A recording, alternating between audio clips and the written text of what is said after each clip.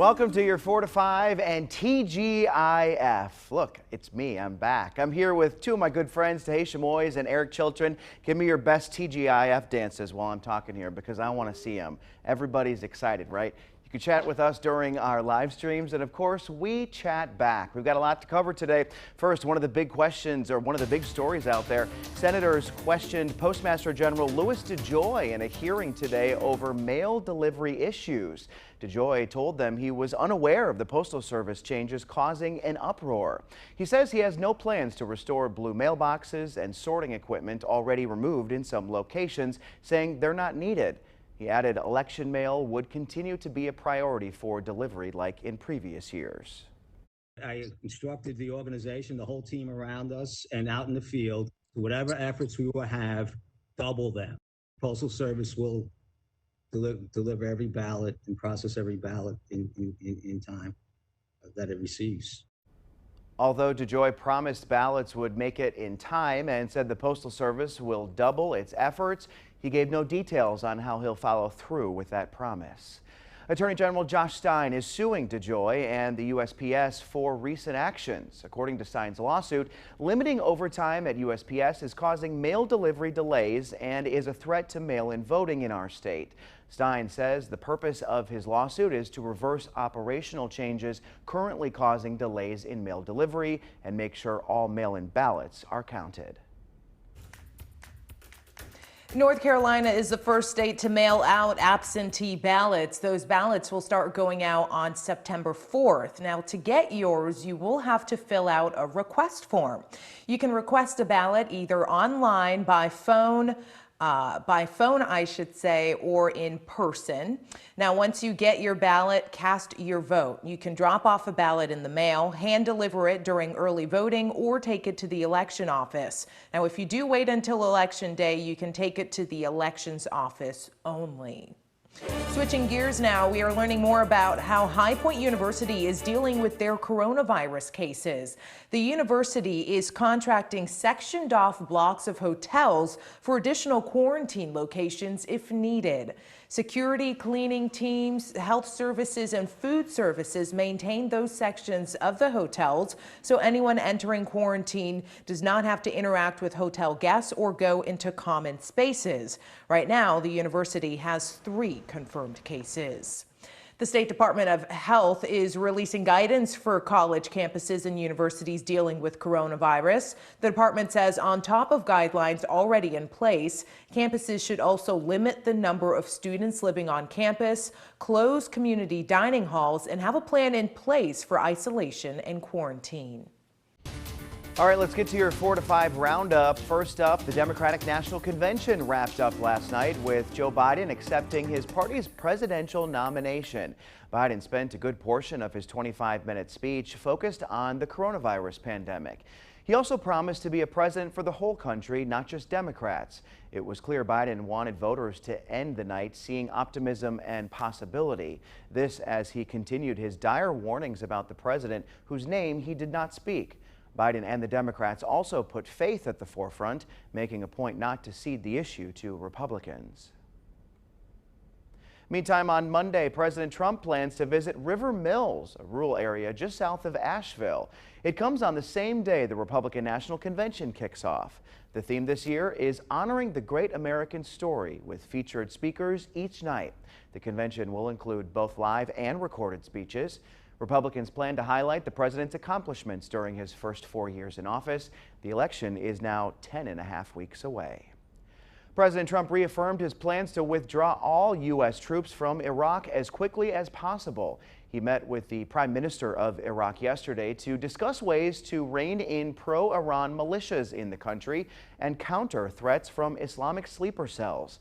When asked about a timetable for a full withdrawal, the president turned to Secretary of State Mike Pompeo, who replied, "As soon as we can complete the mission."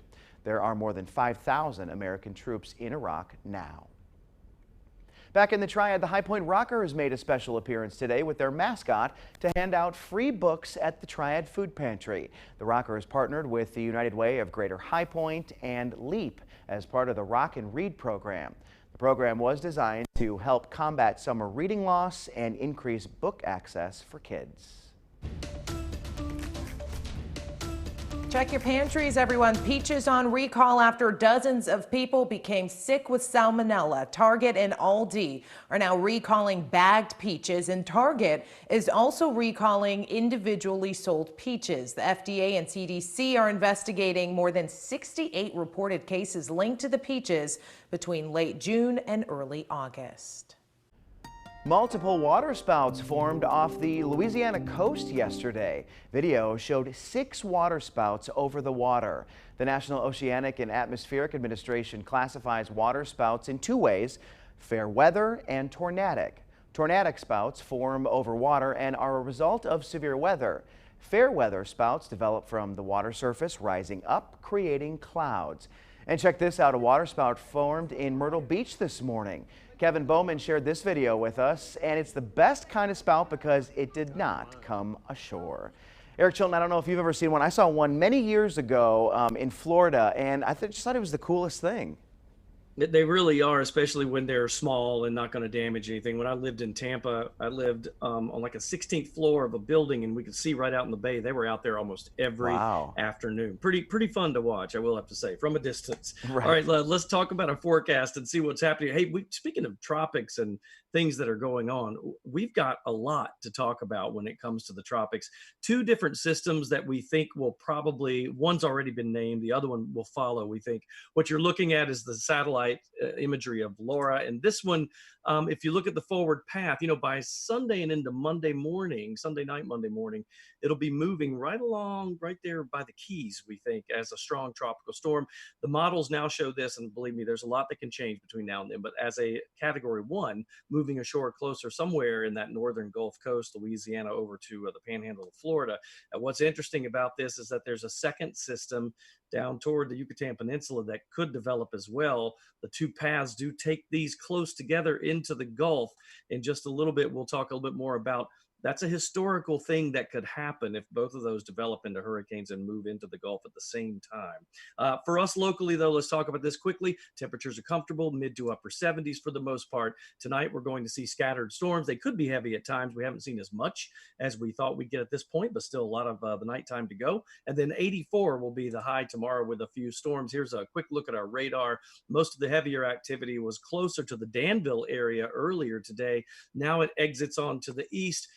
As far as warnings are concerned, we do see a flash flood warning. That's around the Martinsville area because they did have that heavy rain for a while. The broad picture here shows that we're a little unsettled and will stay that way.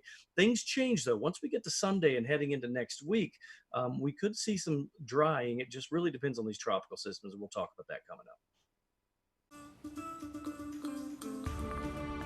We're following some big news in the football world. Former Panthers head coach Ron Rivera has been diagnosed with cancer. This news breaking late last night. WFMY News 2's Amanda Ferguson tells us a little bit more about this diagnosis. Amanda. Tasha, we're learning more about Ron Rivera's health. Rivera was diagnosed with cancer in his lymph node. Now, this comes after a self-check. According to ESPN, Rivera says he found a lump on his neck in early July. It didn't go away, so he went to a doctor. Turns out he was diagnosed with squamous cell carcinoma 2 weeks ago. It's a skin cancer, usually not life-threatening, but it can spread. Rivera says it's in the early stages and, quote, very treatable and curable. NFL players, coaches, and even organizations continue to send their thoughts and prayers to Coach, like Patriots head coach Bill Belichick. On behalf of our team and organization, first of all, I want to send along our best wishes to Coach Rivera. Ron's been a good friend and certainly a person that's, had a great career in the National Football League. He's a quality person, player, coach. So just want to send our best wishes along to him and, hope for a speedy and complete recovery. Hope that he's doing well. The Washington football team says Rivera plans to coach as normal. They do have a plan B in place in case he does need to take time off, but they didn't go into detail about what that plan looks like. Sticking with sports, we've got a big Panthers Classic game airing tomorrow right here on WFMY, your official home of the Carolina Panthers. We're going to play the 2003 divisional playoff game at St. Louis. Do you remember that one? The last Classic game airs next Saturday. You can watch the Panthers 2015 Thanksgiving game at Dallas. Again, both games will air this Saturday, next Saturday, 8 p.m. on both days, and you can watch them all right here. And while we're talking about football, Kansas City Chiefs are no longer allowing headdresses or face paint at their games because of references to American Indian culture. Now, the team says this is an effort to raise awareness of Native American cultures and lower cultural appropriation. Fans arriving at the stadium with face paint will be asked to take it off before entering. The team is also looking at making changes to traditions like the stadium's drum deck and the arrowhead chop.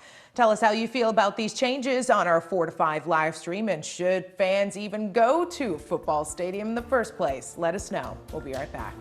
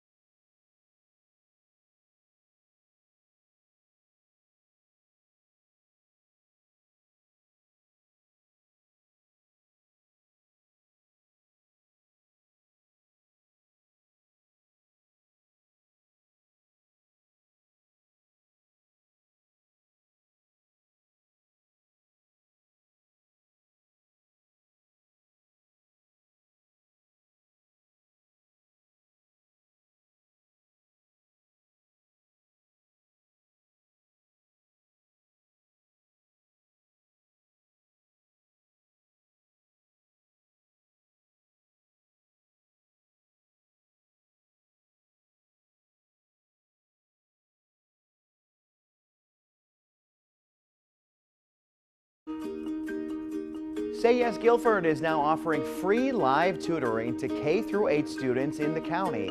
Tutors will help kids with math, reading, science, and social studies. Sessions will be one-on-one Zoom calls, and parents can register for up to 2 hours a week.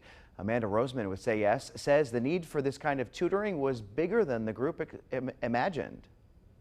When we launched this, we knew it was a need, but we weren't sure how great the need was. In just 2 days, we've gotten over 65 students enrolled in our tutoring program and have switched to a waitlist model where we will add students to the active tutoring list as we get tutors. Registration is now open. Tutoring begins September 8th. Guilford County Schools is continuing their free meal program this month. Now, families do have to complete an application every year, but if you haven't filled yours out yet, don't stress. You still have time to do so. You can find the application online at lunchapplication.com or at your child's school. If you experience a change in income, job loss, or added other family members to your household, you will need to check to see if your family still qualifies for the meal distribution. However, parents who received a benefit notification letter after July 1st will not need to fill out an application. When you are filling it out, be sure the letter includes the names of all the students in the household. It is one application per family. There were 4 more schools added to the distribution list. Those are Faust, McNair, and Guilford Elementary Schools and Gateway Education Center.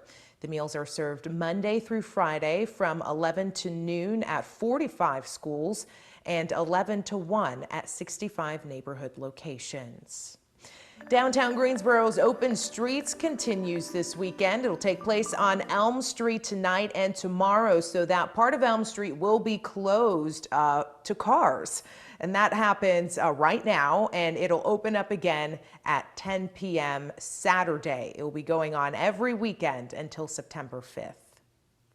Winston-Salem's Streetery is also back 5 to 10 tonight and tomorrow. Tonight, Trade Street between 5th and Martin Luther King Jr. will close for outdoor dining. Tomorrow, 4th Street between Liberty and Spruce will be closed. We'll be right back.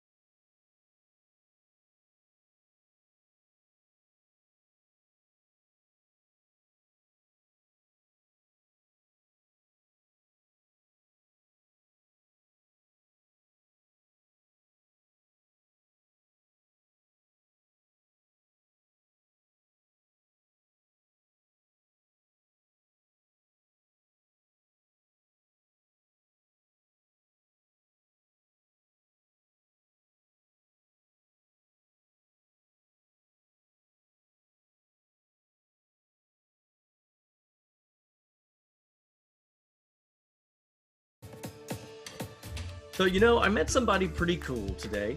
Tamar Lipscomb wants to make a difference for all the suffering small businesses out there, and in particular, minority-owned small businesses. So off she went, armed with a cell phone, an Instagram account, and a lot of love. Take a look. Well, Tamar, you just came up with this cool idea, and I just thought, what a neat way to travel around, spread a little love, and do something good. I mean, how did you come up with this idea? Well, actually, a friend of mine, Kenyatta Johnson, actually started it. I saw a post, and she had mentioned that she was going to start doing tours of Black-owned businesses. So I asked her, I said, hey, is this a national thing? Is this you? And she said, hey, this is me. Why don't you jump on? So now obviously you have to do this in your spare time. Are you gone like every weekend visiting these places? Yes, I was doing more so during the week because I was able to, my schedule allowed me to. So now it's definitely on the weekends. When you visit these places, what do you do? When I visit, I meet with the owner if they're there, just kind of get a little bit of history of about their business when they got started. Just let them know, hey, I'm doing a tour and someone sent me to you, or I saw you on the internet, and they're ecstatic. They often like share some of the product. I'll actually, when I go, I actually purchase something too. So I show support, and also I ask them about posting, and it's just been a win-win. It's been a good experience. So at the end of the day, what do you want people to take away from your Instagram posts? I want to just bring a little visibility to these businesses.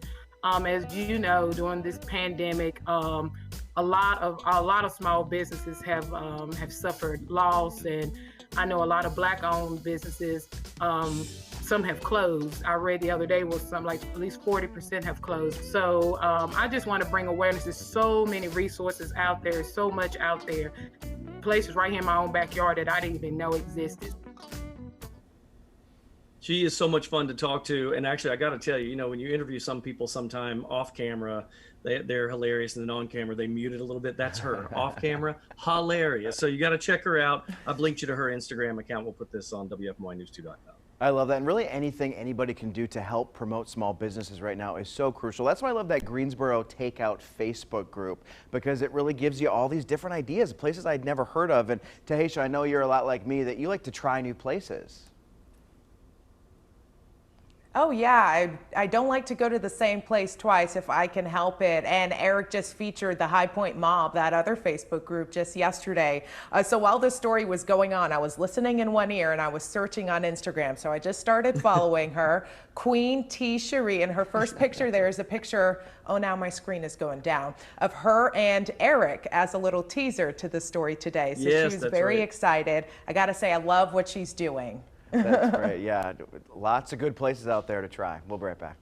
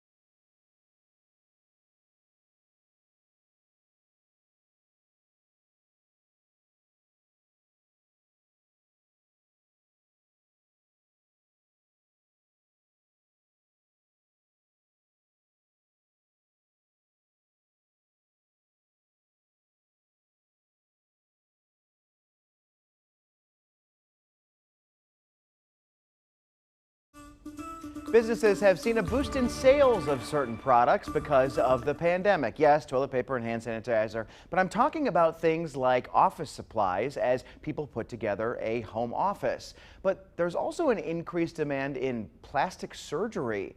A plastic surgeon says much of it is actually because appointments were delayed at the start of the pandemic. However, he admits more people also want plastic surgery because of Zoom calls. People see themselves in their video box, noticing their blemishes, and want to get surgery to fix it. I'm looking at myself in the Zoom conferences all day long, and I see wrinkles around my eyes. I see hollows under my eyes. And they all wanted to get in before. I was even getting text messages to come to people's houses to Botox them. And I said, no one's seeing you, don't worry. But they're like, everyone's seeing me, I'm on Zoom. Yeah, so I'm not going to call anybody out here, but you know who you are in the WFMY newsroom. So, you know, we have our editorial meeting on Zoom every day, right? And sometimes I catch people just kind of staring at themselves when they're supposed to be paying attention, right? Like looking like, what's up with this? Or I look really good today. What about you?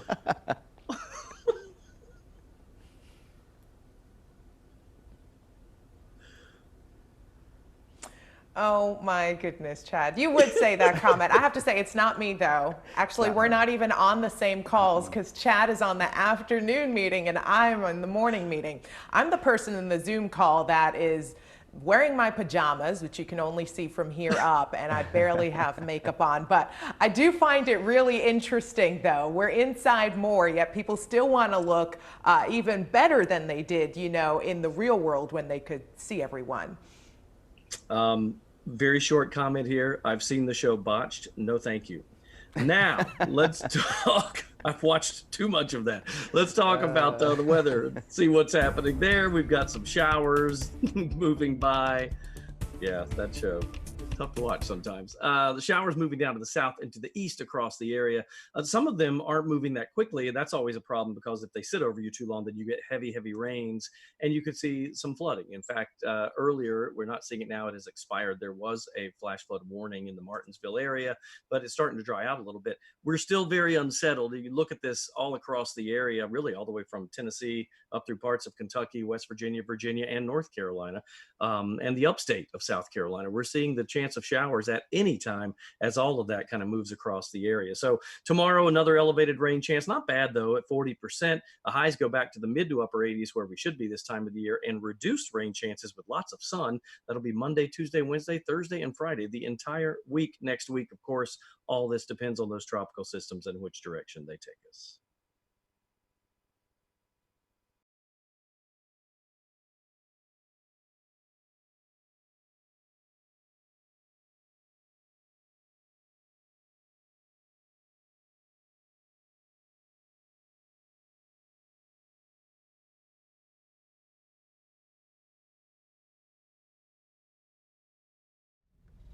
Hey, ice cold milk and an Oreo cookie, they forever go together.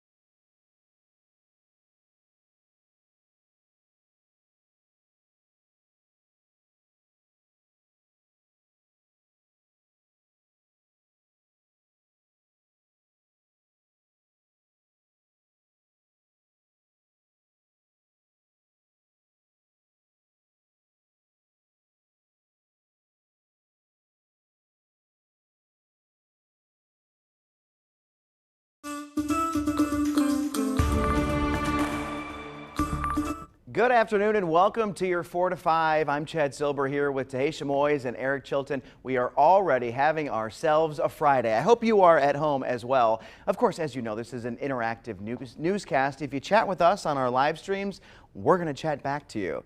We got a lot of cover today. The first story up on deck, classes at UNC Chapel Hill are canceled Monday and Tuesday. The university says it's a chance for students to switch to remote learning. Students started remote learning on Wednesday after multiple coronavirus clusters popped up on campus. Class is back in session next Wednesday. A Tennessee mom made the ultimate sacrifice so that her child wouldn't fall behind doing remote learning. Elizabeth Carpenter says she quit her job. Her son Anthony is a 4th grade student who goes to school only once a week for the past month and does remote learning the other 4 days. Carpenter says as an essential worker, she couldn't be home while her son was learning, and resources were limited to help him while she was working. I don't want my child to fall behind because I'm trying to help other people and being there to keep our economy going. Carpenter is now searching for a new job that would allow her to work from home, pay her bills, and take care of her son. If you're working from home in Winston-Salem or Greensboro, you are in one of the 2 best cities to do so. A Finance Buzz survey ranked the top 25 U.S. cities to work from home. Winston-Salem ranked 15, Greensboro 22. The survey ranked cities based on cost of living, Wi-Fi speed, number of food delivery options, and proximity to an airport. Other North Carolina cities ranked include Durham at 6, Raleigh 10, and Charlotte 13. All right, so speaking of that, you may be in the same boat as I am, working remotely and from your home. Experts say this may not go away, maybe the way of the future. So I went to TRC staffing executive Wendy Hallman, wanted to get the scoop on how you can be successful at our new normal. So Wendy, it's kind of funny, here we are, like I'm literally working from home and we're talking about this. Working from home has become so popular, but the question I think everybody wants to know, is this going away? Will it ever go away completely, or is it here to stay? I think part of it is here to stay. I think that you're going to see companies realizing that it took a pandemic to realize that employees can be just as productive at home as they can in an office space. How do you position yourself to get those remote working opportunities in the future, maybe something that we wouldn't have done in the past? I think the key is having the space, in your home set up for an appropriate work from home situation, free of distractions and comfortable space. And the neat thing about a lot of companies now is because there's such a bottom line savings on people working from home that companies are willing to set you up with comfortable chairs and the comfortable workspace and the equipment. The big thing is positioning yourself as just having the technology, the internet capabilities. But again, in some cases, the companies are willing to help and support that to get set up. So Wendy, obviously there are pros and cons to working from home. Let's talk about that. What are some of the challenges, and then also percentage-wise, where are we with working from home? Companies are getting, especially human resources, are getting very smart, and they're learning how to do different activities to keep employees engaged. And it's interesting that the latest number that I saw is 42% of the United States workforce is working remote. So it's interesting. It's when she said 42% of the country is working remotely, that was kind of shocking to me. But you have to set yourself up and kind of get a little tech savvy for the future, because a lot of companies, why would they pay for brick and mortar buildings if everybody can do it remotely, Yeah, I wonder if this will kind of be people leaving the downtown area, right? Because if you aren't working downtown, do you still need to be there paying those exorbitant costs in rent, for say, as an example?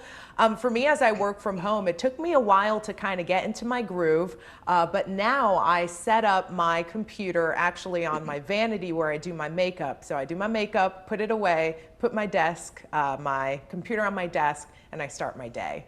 All I know is that I was not made for remote working. I was always that kid, like, you remember elementary school where they fill out different things on your report card? Mine was always, is a distraction to others. I just like to talk to people and I need the interaction. So me being at home, it just didn't work well. Yeah. But I'm back in the studio now, so I'm happy about that. And I hope you guys get to come back too soon. All right, let's get to your 4 to 5 roundup here. The first story, a sad one. The White House serves as a place of mourning today for President Trump and his family. They held a private memorial service for the president's younger brother, Robert, who died last week at 71. The president described Robert as not just my brother, he was my best friend. Robert Trump, a businessman, died Saturday in New York. A judge sentenced Full House star Lori Loughlin to 2 months in prison for her role in that college admission scandal. She and her husband pleaded guilty in May to paying $500,000 to get their daughters into the University of Southern California. Loughlin must also pay a $150,000 fine and perform 100 hours of community service. Her husband was sentenced to 5 months in prison. He will also have to pay a $250,000 fine and perform 250 hours of community service. The show must go on in New York City. Macy's says it plans to hold its annual Thanksgiving Day parade, despite concerns over coronavirus. The company cited the safe and innovative production of the Macy's 4th of July fireworks as a means to hold the parade in November. The company released a statement on its website saying, "It is our intention to similarly reimagine Macy's Thanksgiving Day parade this November." More details are expected in the fall. Every Monday, Wednesday, and Friday, the city of Winston-Salem will be providing free dinner for kids. The food will be handed out at these recreation centers you see on your screen. You can stop by with your kids from 5:30 to 7 p.m. on those days. And speaking of Winston-Salem, let's stay there. There are going to be 12 art murals that will be installed in Winston-Salem bus shelters as part of the Artistic Bus Shelter program. Now, this weekend and next weekend, those installations will start going up on Winston-Salem Transit Authority bus stops. Now, they are meant to be a facelift to these bus stops while adding some color to riders' lives. The work will be done by both professional and amateur artists. The art is meant to last for 1 year, but could be removed early if needed. We'll take a look at the tropics because lots to talk about. Even though it may be a few days away, these are things that we will watch for all of our neighbors to the south for sure. Whether it has an effect on us or not remains to be seen. But for now, the Gulf states all around the Gulf watching closely. What you're looking at here is from the British Virgin Islands, really all the way down to St. Lucia. We're starting to see the effects there of what is Tropical Storm Laura. This one moving west at about 18 miles per hour. And when we do the forward math there and look at some of the things that will influence this track, it looks like it's going to move right over Cuba toward the Keys as a strong tropical storm, and then possibly by Monday into Tuesday and maybe even midweek next week, that's when it could move ashore in the northern Gulf Coast, anywhere from Louisiana, it looks like, in the New Orleans area, all the way over to the panhandle of Florida. So we will watch that one closely to see what happens. There is another system, too, around the Yucatan Peninsula. That one bears watching, but not given a name yet, not strong enough. Our current temperatures, upper 70s for most people, some low 80s all the way to the south around Troy. And again, look for those scattered showers tonight, a low of 68. Tomorrow, same story, 40% chance of rain and a high of 84.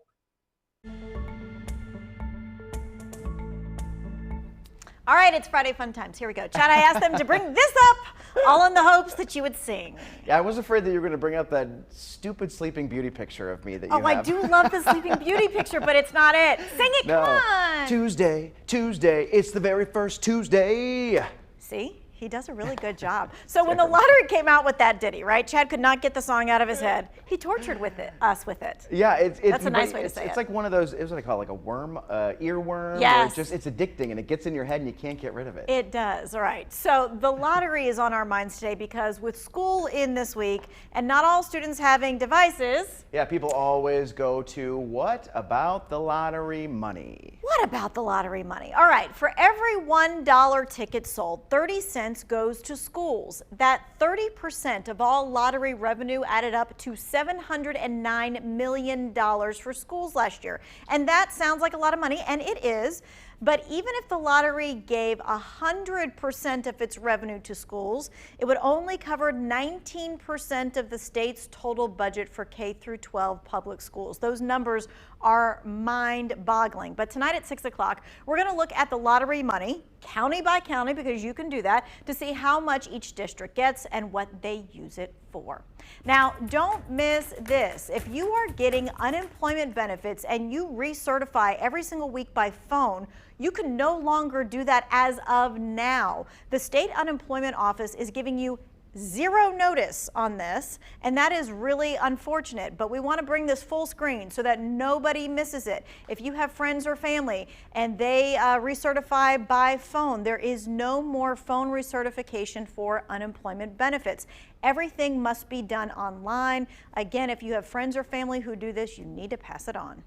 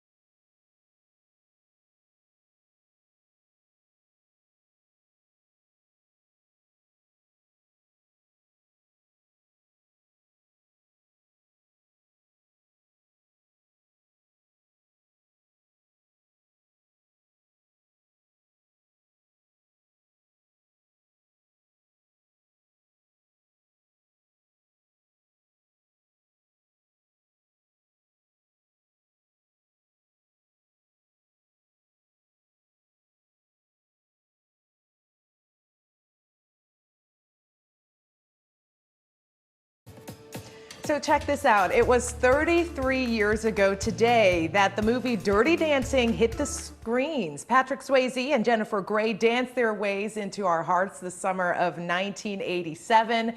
And the phrase, nobody puts baby in the corner, or nobody puts baby in the corner, swept the nation. Now that movie earned more than $214 million worldwide and was the first film to sell more than 1 million copies for a home video. Even the soundtrack did well, with the single I've Had the Time of My Life winning a Grammy and an Oscar. People in North Carolina and Virginia are very proud of the fact that most of the movie was shot here, especially the people of Lake Lure, North Carolina. Yeah, believe it or not, they have a festival every year for that. So I asked you on Facebook, what was your favorite scene in the movie? And I said that not everybody can say nobody puts baby in a corner. Here's what you had to say. Cindy Mabe says when they were dancing on the log over the lake. Yep, everybody remembers that one. Pam says the finale dance. That was awesome. Miranda says, I'm going to be blunt. The scene when Patrick Swayze first appears walking through the dining room in his sunglasses. I'm not going to tell you the rest of what Miranda said, so you go to my Facebook page and check that out. It is hilarious. Mavis Anderson said the bridge scene when she kept trying the steps over and over, and I believe that one was actually shot at Lake Lure, I think. Martha says when Baby helped with the watermelon and saw the Dirty Dancing quote for the first time. It is an iconic movie. They did not expect it to be as big as it was, and it just literally blew up. Quick story here, my fraternity formal my senior year was at Lake Lure where they shot a lot of that, and every girl had to get their picture going over that white bridge doing this little thing. All of them get their picture for that. It was pretty cool. What about you, Tahisha? What'd you like? All right. Don't come for me, everyone, especially in the comments. I have never seen Dirty Dancing. What? Passed out. I have only seen select few moments. Oh, yes. This is going to be the most awkward thing that happens on TV today. All right. Well, I guess moving on here, I'll just stand right in front of her. Eric, you and I'll have this conversation. I really liked the two first comments, the log, dancing on the log, and then the final dance. That was really the spine chiller. Tahisha, go watch it. And wait, and I will tell you what. Here's a little bit of trivia. Okay, I know what I'm doing tonight. When I saw it in the theater, I was kind of shocked. At the end, Kellerman's is the fictitious resort. When they sang the Kellerman's theme song, that melody, that tune, not the words obviously, that's the North Carolina alma mater song. That's Hark the Sound of Tar Heel Voices, which I couldn't believe when I heard them singing that. It's that tune. Wow, that's incredible. Okay, Tahisha, you've got an assignment tonight. We'll be right back. Yes.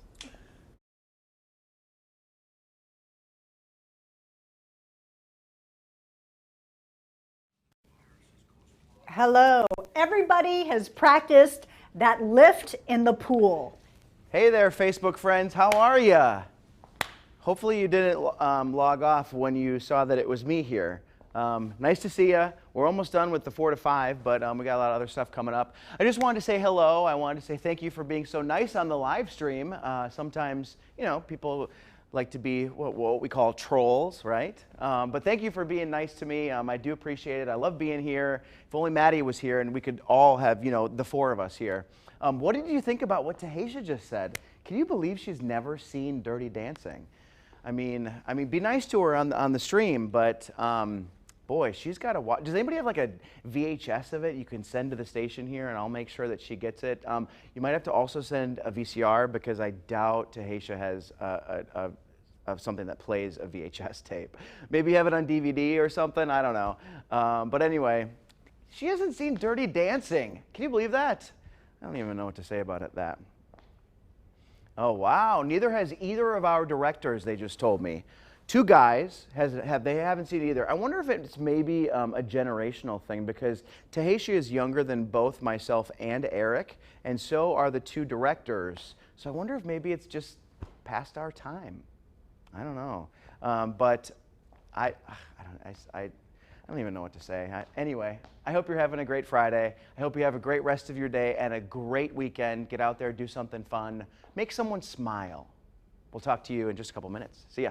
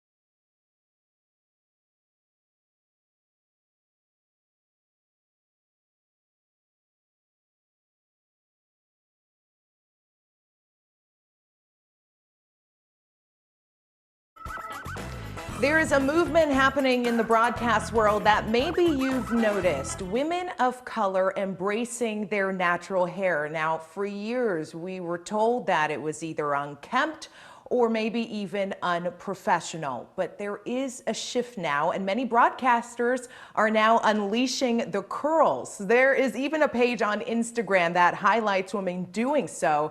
It's called Curly Girls on Air. Long overdue, in my opinion. So you can imagine my disappointment this morning when one of my journalist friends over in Chicago, who is now wearing her natural hair on air, shared a disheartening email from a viewer today.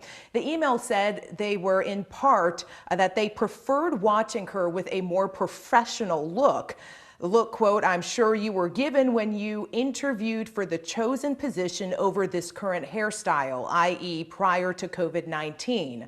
It ends with, I realize COVID has taken a different approach on many of us in many different and various ways, but it's time. Well, Samantha Chapman shared this photo today of her giving a little side eye and said it's comments and ideologies like this that push me to be even more authentic, true, and natural. And I applaud Samantha for that. Well, I posted this story on my Facebook page, and many of you were sharing your comments of support for Samantha. Darlene says, I love her response. No one has the right to tell someone how they should look. That viewer can also find a different channel to watch. Embrace who you are naturally. Tori says, OMG, this is awful. The way you see our natural hair is the way it grows out of our head. Your hair does not take away from your education or credibility. I'm so sick of this in this day and age. Heather says, I am so sorry this happened to her. Personally, I love this look on women. I think the natural curls are beautiful and I see nothing wrong with her hair at all.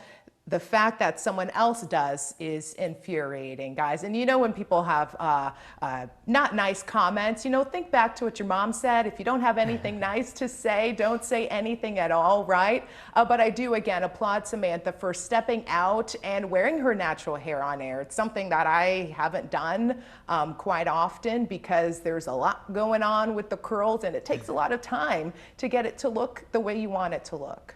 So one of my favorite things doing is staying in my own lane, right? You know, if it doesn't impact me and it's not me that I have a problem or whatever with, I'm just going to stay in my own lane here and just hang out where I belong. What about you, Eric? Well, I've always loved curly hair on women. My wife always jokes because she had little curls, and I said I've been a sucker for curls my whole life. I think it's a beautiful look, and I don't think anybody should change that just because they think it looks more professional. You can look, it's how you carry yourself. It's not the fact that your hair is curly. Well said. Just me, just my 2 cents. Oh, it's not time for that yet. Sorry. All right, let's talk about the satellite and radar, shall we? We can chit chat about that because we got a lot going on. You know, it's interesting. So the moisture's in place and we were thinking, yeah, we're going to have widely scattered showers, and we do when you look at it, but really in the heart of the triad, we're not seeing as much as we could. Are we finished yet? No, we can still see more heading into the night, but that is something that we will be watching. So the reason for all this, that stationary front that's doing just that, remaining fairly stationary, parks itself over us. Now, tomorrow, the rain chances will drop back to a more normal 40%, but by the time we get to Sunday and most of next week, assuming what we think will happen with those tropical systems staying away from us, we actually are dry in our long range forecast. Take a look at the 7-day outlook with 84 tomorrow and then kind of a normal late day 40% chance of a shower. We start to build in a little bit, 86 to 89, so we'll get close to 90. Our normal high is around 86, 85 this time of the year, and mostly sunny with only a 20% chance of a late day shower, and that's typical summertime pattern, but reduced rain chances. That's for all of next week, Monday through Friday. Overnight lows in the short term in the upper 60s, but look for those low 70s as we head throughout most of next week. Coming up on WFMY News 2 at 5 o'clock, both NC State and UNC Chapel Hill moved to online-only classes because of a rise in coronavirus cases. We dig into the plans if there's a large outbreak at Triad college campuses. That is next on WFMY News 2 at 5.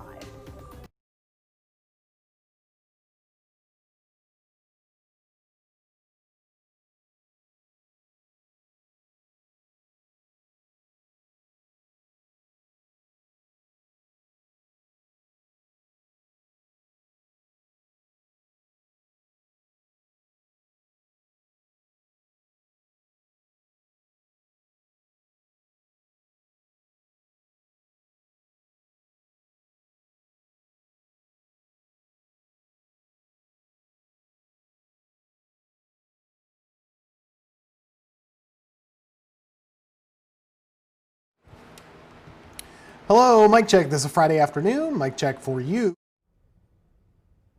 Hi, Alabama, Alaska, Arizona, Arkansas.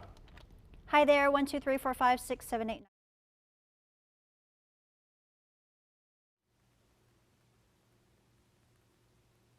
Hello, mic check 1, 2, 3, 4, 5, 6.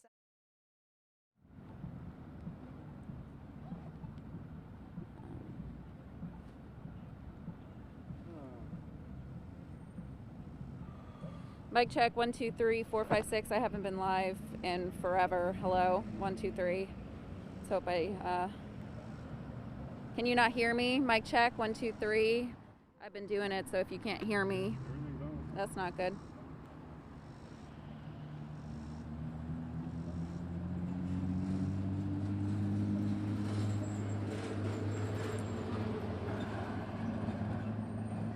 Okay.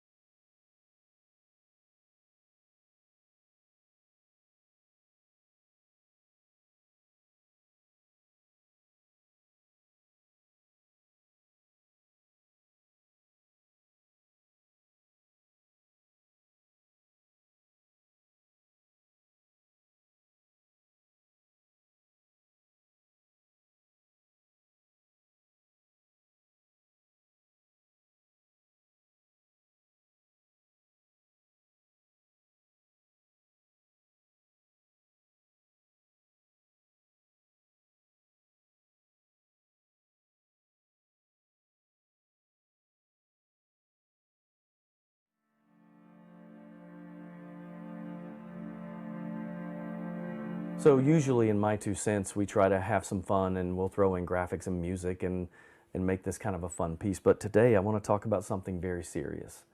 I recently found out that someone who means a great deal to my family, and in particular some of my kids, is losing their battle with cancer. And it knocked me over. And it made me start realizing in the last probably 4 or 5 years, there were 2 former reporters from WFMY that I worked with who lost their lives in their 30s or 40s. Recently, another person in this industry that I lost.